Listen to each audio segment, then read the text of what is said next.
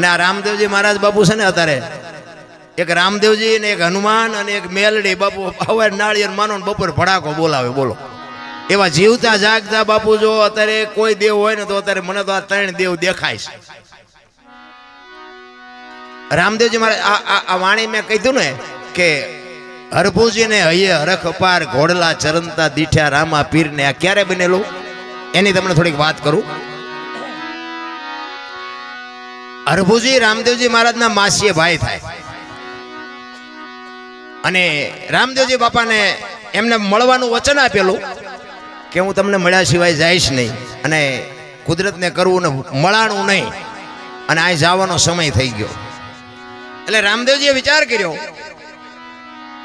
કે મારે આને મળવાનું રહી જાય છે, મારે જવાનો સમય થઈ ગયો છે. એટલે એમને એમની યુક્તિ રચી અને એમના કુટુંબને ભેળું કર્યું કે આમને હું જરાક જાણ કરી દઉં કે આ પાછળથી કાંઈ કરે નહીં. એટલે રામદેવજી પોતાના કુટુંબને ભેગા કરી અને વાત કરે છે કે ભાઈ મારો હવે સમય પૂરો થઈ ગયો છે અને મારી બધી તૈયારી કરો, પણ હું તમને એક ભલામણ કરું છું કે મારો દેશ જ્યારે શાંત થઈ જાય ને મારી સમાધિ થઈ ગયો પછી દુનિયા તમને ગમે એ કે પણ સમાધિની એપ ખોલવાની તમે વાત ન કરતા. કોઈ પણ તમને દુનિયા ગમે એ ભરમાવે પણ મારી સમાધિને તમે હલાવવાની કોઈ કોશિશ ન કરતા. એટલે બધા કુટુંબના કે કાંઈ વાંધો નહીં. હવે આ સમય પ્રમાણે રામદેવજી બાપુ સમાધિ થઈ ગયા. હવે આ વાત ઉડતી ઉડતી એમના માસીના દીકરા ભાઈ હરભુજીને કાને પડી અને હરભુજી આ વાતને માનતા નથી કે નહીં કોઈ દી બને જ નહીં. રામદેવજી મને વચન આપીને ગયો છે ને એ તો સિદ્ધ પુરુષ છે, એ બોલેલું બીજું બોલે જ નહીં. મને કીધું છે હું તને મળ્યા સિવાય જઈશ નહીં, હું માનતો જ નથી, બને જ નહીં કોઈ દી. અરે કોકે કીધું પણ અમે ન્યા હતા, અમે મુઠ્ઠી માટી નાખી કે વાત બધી બરોબર, પણ હું એમ હા ન પાડું. હું ન્યા જાઉં અને ત્યાં મને પાકું થાય ને પછી હું તમારી વાત હા પાડું, બાકી હું એમ હા ન પાડું. એ વાત ખોટી, કારણ કે રામદેવજીને હું ઓળખું છું. અને આ બહુ જ્યારે માણસો કહેવા મનાણા ને એટલે પછી હરભુજી ત્યાંથી ઘોડા ઉપર ચડી અને રણુજા આવવા માટે નીકળે છે. અને રણુજાના સીમાડે બાપુ રામદેવજી બાપા ના ઘોડા ચરે છે ને રામદેવજી બેઠા છે. અહીંયા બાપુ હરભુજી આ વાણી કરી કે હરભુજીને હૈયે હરખ અપાર ઘોડલા ચરંતા દીઠ્યા રામા પીરના. એમ નામ બાપુ જો ભજન બનતા હોત ને તો અત્યારે બુદ્ધિ તો આખ્યા ખટારા ભરા એટલી બતાવીને છે, એમ નો આવડે. અહીંયા બે જણા હરભુજીને એમ થયું કે દુનિયા કેવી ગાંડી છે. આ રામદેવજી આ બેઠા છે મારા બેટા કે ખોટી આવી બધી વાતો કરે. રામદેવજી સમાધિ લઈ ગઈ, સમાધિ આ રામદેવજી તો હાર્યા. એ ઘોડેથી ઉતરી અને બે ભાઈ બાપુ પહાડ ભેટે ને એમ બે ભેટ્યા અને હરભુજી કહે છે કે મેં તો આવી વાત સાંભળી. એટલે રામદેવજી વાતનો ગોળો ટોળો કરી નાખ્યો, ભાઈ આ તો જગત છે, ગમે બોલે શાંતિથી બેસને, આપણે ઘણા ટાઈમથી ભેગા નથી થયા, કહુંબો બનાય આપણે કહુંબો પી. એ બે જણા કહુંબો પીધો અને પછી રામદેવજી કહે છે હવે તમે ગામમાં જવું હોય તો જાઓ, મારે અત્યારે નથી આવવું. એ રતન કટોરો, ગેડીઓ, અમલની ડાબલી ને બધું જે કંઈ સમાધિમાં મૂક્યું હતું ને, કારણ કે આ રામદેવજી બાપાની યુક્તિ હતી બધી. અમે ભક્તિ કરતા હોય અમારી પ્રજા તો મારો નાશ ત્રાસ વ્યવહિત કરે ને કે આ બીજા કરી જાય ને અમારી રહી જાય. આ રામદેવજી બાપાનો આવડો મોટો ઇતિહાસ છે. આખ્યાન તો તમે બધા જોતા હશો. આખ્યાનમાં બાપુ રામદેવજી બાપાના પરચા હશે, બધા બતાવે. અજમલ રાજાજી બધું સારું કામ કર્યું, બાળીનાથ બાપુએ બધું સારું કામ કર્યું, પણ એ આખ્યાનમાં બાપુ નેતલદેવનો ઇતિહાસ કેટલો છે. મારા ધારવા પ્રમાણે કઈ લાંબુ માઇલ પણ નેતલદેવનું કઈ છે નહીં. હવે રામદેવજીનું અડધું અંગ બાપુ ડાલીબાઈ કરી ગયા, નેતલદે રહી ગયા.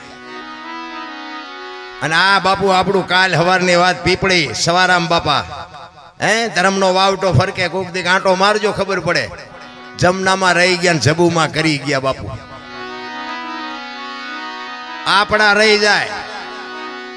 હા, અમે તો રાડ્યું પાડી છે ને એમ એમ કહે છે કે અમારી પ્રજા ભજન ન કરે કઈ નહીં, પણ અવાડા ડાટા ન કાઢે એવી તો તું હમી કા રાખજે.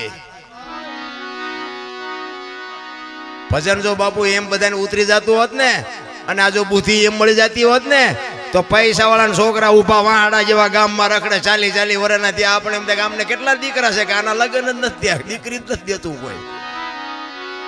શું આ બુદ્ધિને કરવાની, શું આ પૈસાને કરવાના? એટલે ઈ અરભુજી અને બે જણાને ઈ રતન કટોરો અમલની ડાબલી ને ગેડીઓ રામદેવજી બાપા અજમલ રાજા માફ કરજો અરભુજીને આપે છે અને ઈ ઘોડા ઉપર બેહી અને ગામમાં આવે અને ગામમાં આવ્યો ને આખો શોકગ્રસ્ત ડાયરો બાપુ સોરે બેઠો છે અને બધા વિચાર કરે કે ભાઈ વિયોગોના ઘોડા ઉપર બેહીને આવે અને શરમ નહીં આવતી હોય અરભુજી બાપુ બગાડ ધાટ કરતો ઘોડો આવતો તો બજારમાં ની ચોરે આવીને ઉભો રહ્યો અને કીધું શું આ બધા બેઠા છો એટલે બધા કહે છે ભલામણા રામદેવજી બાપા સમાધિ થઈ ગયા 3 દી થયા અરભુજી દાંત મીડા કાઢવા